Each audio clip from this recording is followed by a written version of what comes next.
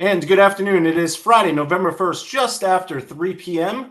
And we're taking a break from politics. And I'm so excited to talk about something besides the upcoming election. And we're going to start doing more of these. Of course, we've brought you dozens and dozens of these interviews with candidates over the last couple of weeks. And now we're going to be focusing on some of the other stuff. Yes, there's a world besides the election. And I was... True. Well, I was thinking about this morning because for those who didn't follow along, as soon as Halloween was over, Mariah Carey came out with All I Want for Christmas Is You, the song. And I thought, wow, how perfect that we have this person on today, because they probably go from Halloween right to Christmas at the Newport Mansion. She is Trudy Coxe. How are you? Yes, we do. I know, comparing you to Mariah Carey. That's right. We're getting ready for sparkling lights at the Breakers, which will begin, I think, the week before Thanksgiving. I should have that date in front of me, but I don't. That's okay. One of the innovations of COVID, Ryan, we would never have done that had it not been for COVID. And it turned out to be a fantastic idea where people get a chance to be out in the winter cold and walk up onto the terrace of the Breakers and cook s'mores over a fake fire and enjoy the lights. And each year we add more lighting to the Breakers landscape, and people really seem to love it. And then they get to see the Breakers at night. And you've been to the Breakers during the holiday season. It's extraordinarily well decorated. I mean, several dozen trees are decorated, so it's pretty spectacular. Yeah, it's funny. About 9 a.m. this morning, I got the holiday festivities email, so it is as quick of that. But let's take a quick. We haven't done this in so long. We used to do this every single month on W80K back in the day, and that's right. We have a lot to catch up on in a short amount of time. But I just want to touch base on how Halloween and all the festivities around that at the mansions went, as well as Newport County Days last weekend. Well, Halloween was just great. We had, I think, close to 1,000 children and their families visit the Breakers. They all came in costume. There were things on the ceilings and bats, and it was all decorated. And I think families had a wonderful time. And the thing that I really love about our celebration of Halloween at the Breakers is it's a lot of local people, many of whom have never been to the Breakers in their entire lifetime. And they come with their children, and it really is an extraordinary new experience for them. So they have a lot of fun. They get to see an extraordinary building, and they see the Breakers at night, which is something that you don't get to see except for sparkling lights at the Breakers during the holiday season. So it's a lot of fun. And then Newport County Days. I mean, is it possible that somebody from Newport County has not yet visited and needed to take advantage of the free admission? Well, we see a lot of people during Newport County Days from not just Newport, but from the entire county, thousands of people. And, if you are a Newport resident, you have automatic free entrance to all of the houses. And I looked at the numbers the other day. In the last 10 months, this is just Newport residents. I think we gave, just in the last 10 months, close to 40, I'm going to be right about this. I think it was about 4,400 tours to Newport residents in 10 months alone. Wow. Those people who get to come for free. So I think that Newporters are enjoying that benefit. I hope they are. They're coming out in full force. I mean, what's the population of Newport? About 25,000. 26,000. So a good quarter of them, of Newporters, are coming and visiting using that benefit that we provide. I notice, trying to keep up with your calendar, there are just so many activities. I feel like there are more activities than ever, and you hinted at it a little bit with sparkling lights at the Breakers. Are there more activities? Is there more programming more than ever? Instead of just having a building and saying, come, is there more activation happening? Yeah, we are doing a whole lot more. And we're doing it with fewer people, which is extraordinary. So everybody is working over time and more, I think. We are really eager to have not just Newporters, not just Aquidneck Islanders, but everybody within driving distance of Newport, Rhode Island, come and enjoy the houses. They are extraordinary. They are unique. Newport is like Europe. Julian Fellows refers to Newport as a village of palaces, which I think is just a wonderful way to think about Newport. And I think that if you live in or near Newport, you should spend some time in every single one of our houses, because every single one of them tells a phenomenal story about American history and about Newport history. And the only way you can really understand that story is by visiting. Of course, with all the programming, as well as, an appearance or two in a popular TV show, how is traffic overall? Is it, are we seeing all-time highs? Are we seeing records? Are we, what's the state of people visiting the mansions? Well, I think most museums in America are at about 83 to 84% of where they were prior to COVID. We are a little bit above that. We're maybe, I'm taking a guess right now, but we've had a very good fall. So maybe we're 86, 87%. We are not where we were prior to COVID. And I think there are a lot of reasons for that.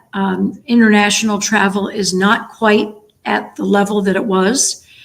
We used to see in Newport, and Newporters know this, far more people from China, far more from Japan, far more from the Middle East. We are not seeing that group of people visiting in the numbers that they were before. Our ticket prices are a little higher, which we had to do during COVID. That was the only way we could recoup things. And so we lose on that end.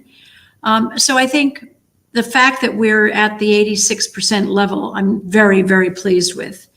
And, the houses are so actively used that it's okay that we're not at the level that we were prior to COVID.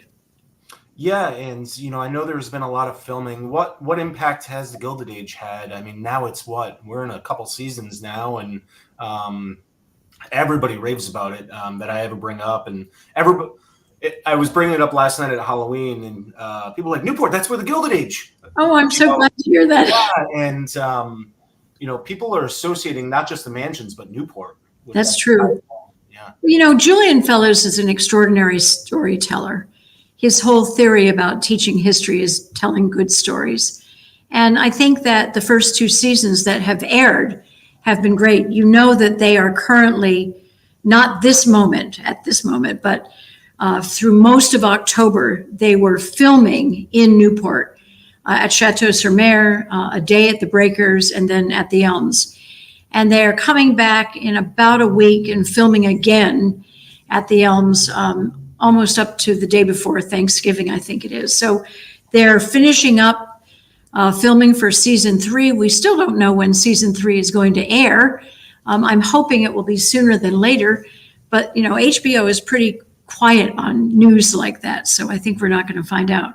But I'm told by everyone who has been involved in the filming for season 3 that it's even better than season 2, and there are lots of great surprises, and people are going to have a lot of fun with the show. Julian Fellows always said that Downton Abbey did not get its legs until almost the end of season 2. And the reason for that, and it makes such great sense, in the course of a season, maybe you have 8 or 9 episodes, it takes you as the viewer time to determine who you like on the cast, who you don't, who you're rooting for, who you hope fails. It takes you time to like the characters. And so that doesn't happen in the first season. You're still getting to know people. In the second season, you're beginning to do I like Mrs. Russell? She's pretty brassy. Maybe I don't like her. So I think when season 3 hits, we're all going to be very comfortable. They're like our friends or our neighbors. And we're going to really be pitching really hard for the people that we want to win in that show.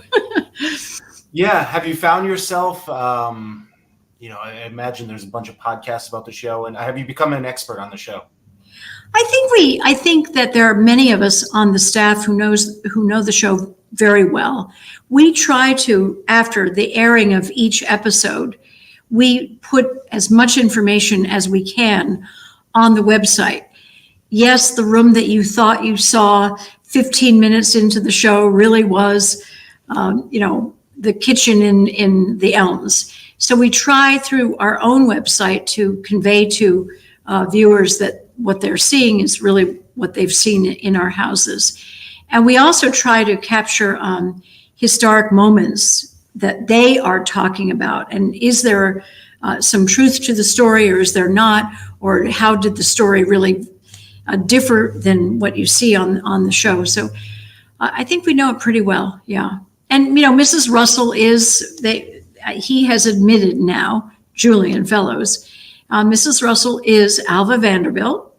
And if you know anything about the Marble House and Alva Vanderbilt, you know that she is the spitting image in so many ways of a woman who is on the move, on the make. She's going to get to the very top. And if she has to push people aside, so be it. And we either like that or we don't.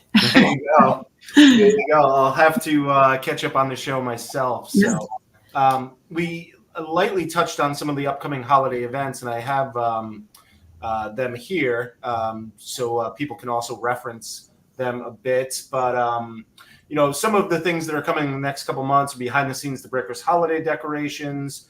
There was a press release that came out the other day, and we ran it, that talks about, have you ever been interested in decorating of the mansions? Here are some workshops and some ways to get involved, and maybe you'll learn a thing or two about decorating your own home. Absolutely. And Jim Donahue, who is the man, he is our landscape curator, but he's also just a tremendously talented decorator and designer. He's the one who does all of the lawn during the flower show. He creates all of those different gardens, or works with the companies that are creating the gardens. He does all of the interior work. He is the person who does all of the sparkling lights, decides that there's going to be a Vanderbilt train on the backyard. He does it all. And he is also the person who decorates our houses. Now, that said, he cannot do it without the help of a lot of volunteers. We've been very fortunate this year. I think every single volunteer slot was filled. But people really like to come and learn from him and learn some tricks on how to decorate your tree. What Jim is going to do during these sessions is talk about what makes a tree even better. Teach people a little bit about what he does. How does he make his decisions? How does he decide on color?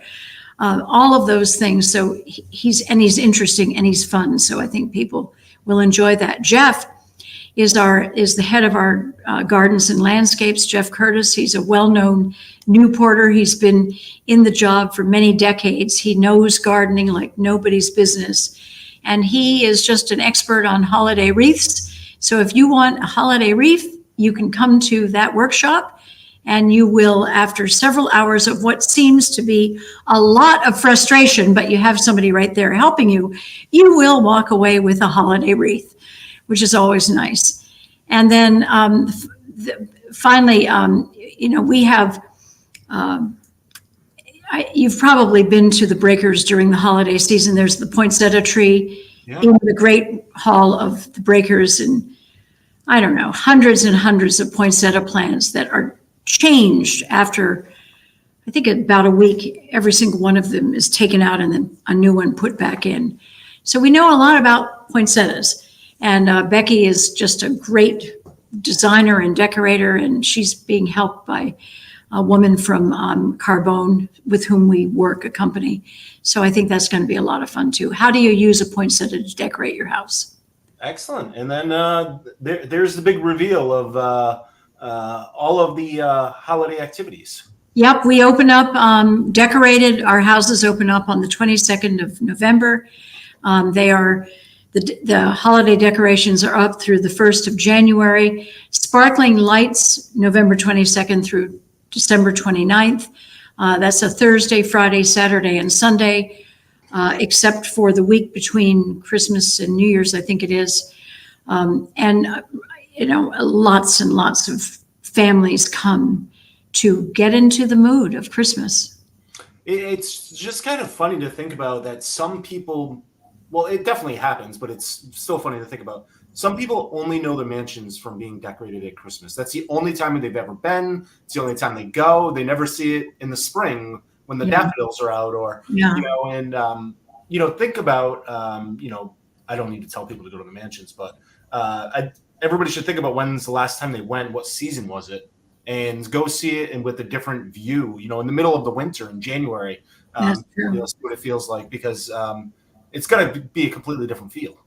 And also, I think that most people who visit the mansions come during the day. So having the opportunity to see one of the houses at night is a very special, it's a different building in so many different ways. The lighting is different. So I think that's the great thing. I also think that what I like about Sparkling Lights at the Breakers is that we have just almost finished a complete restoration of the landscape at the Breakers. And in the old days, 8-10 years ago, Ryan, it was an overgrown piece of property. No one ever walked along the pathways because the pathways were obstructed, and it was just overgrown and not attractive. And we never had the financial ability to take that landscape back to the way that it was originally created by the original landscape architect, Ernest Bowditch. And we have spent a lot of time and we have spent a lot of money taking that landscape back to what it was. So with Sparkling Lights at the Breakers, you do have to walk along the serpentine path. And it gives people, it's a third of a mile long now. So it gives people a really great chance to see how the garden looks decorated at night, and be out in the fresh air. And really, it's beautiful. It's awe-inspiring. There's something very mystical about it. And I hope that people are, that in and of itself, they're enjoying. There's music in the background. It's very peaceful. It's very spiritual, if you will. And it's a really nice opportunity. What are some of the, is that project, the landscaping completed? It's almost completed. There is one garden, the two gardens right next to the house, one to the north, one to the south, are still being worked on. The next project is the garden to the north. And we have just raised all the money needed to restore that garden. And then we'll go to the south, and then the whole thing is finished. Just the pathways themselves, though, was a huge job, huge. So I think it's almost unrecognizable what you saw before to what you saw today. And probably, maybe you wouldn't even notice it because you probably never walked the property because it wasn't tempting to do so. Yeah. What other ongoing projects, it is, I hate to say it's wintertime, but it's cold time, where I know it's a lot of the time to do the maintenance and updating of things while things are, some of the buildings are closed over the winter. Any other exciting ongoing projects, or are they all boring? No, and they may be boring, but they're necessary. We are actually getting ready to restore the huge terrace at the Breakers, which is in need of all of the steel beams underneath that terrace have to be replaced. And it's a huge job. We're estimating that it's going to be about a $4 million project, and it has to be done or there's no terrace. And if you go to a music festival or if you go to any event that is held at the Breakers, the terrace is where everyone heads. So the drain the car thing is part of it is on the terrace. So it's time. That's a project that is overdue. It's not going to fall in tomorrow, but we have to take care of it now. So we're just getting started on that. We just finished a major restoration of the Isaac Bell House. And if anyone driving up and down Bellevue would have noticed that it is major change. It had not been touched really since the mid-1990s. So all of the shingling, all of the roofing, lots of repair work got done on that. And we've had a lot of great reviews. And we spent a lot of time restoring Rosecliff, which was also in need of major restoration. I think one of the great finds at Rosecliff was that we never knew that the metal doors, the entranceway to Rosecliff, were once gilded. And it was only when we found during restoration, taking paint levels down, that there was once gilding on those doors. So they have been completely restored to what they look like when Stanford White built the building. So it's been a lot of fun. We are always busy. There is always a project, Ryan. Well, this conversation makes me think of all the conversations I have with city councilors where they talk about infrastructure improvement. And, I just think about Newport Public Schools, Rogers, and then all of a sudden Thompson's going to be next, and then something at Pell, and it's just a circle. I mean, how long is the list of projects, or, is there every 10 years there needs to be an update at each building? What is that project list? Absolutely. I think that's the real challenge for the Preservation Society and for anyone who supports us, that we are never ahead of the game. And just like you in your own house, as soon as you repair the roof, you've got to do something to the windows. As soon as you do something to the windows, it's now time to repaint the house. You never can get ahead. And so I do worry a lot in my role as the director of this place on how we're always going to be asking people for money to help us take care of the houses so that they are around for your great-grandchildren to enjoy. I think that's an obligation. Newport is the only community that I know of in America that has such an incredible collection of outstanding palaces that Julian Fellows refers to. And unfortunately, you're never out from underneath. You've always got something to do. And that's the way I think it's going to be. You can't just, okay, I'm going to repair the roof and that's it. No, it comes around. So we've got a pretty tight schedule of when we have to do work and what it's likely to cost, but it never goes away. And that doesn't count emergencies, which are the worst type of all of us. I'm going to bring this up because since COVID, I have learned how important it is to diversify your audience, diversify your revenue. So, Preservation Society has kind of done it with more events. They've had to raise their ticket price, but supporters and members mean so much to a publication like us to not just rely on local advertising. And I just want to give you a couple minutes to talk about the importance of members and, the people that come then buy tickets and go, one time, but it's really when you have that supporting revenue always coming in that you can do these projects.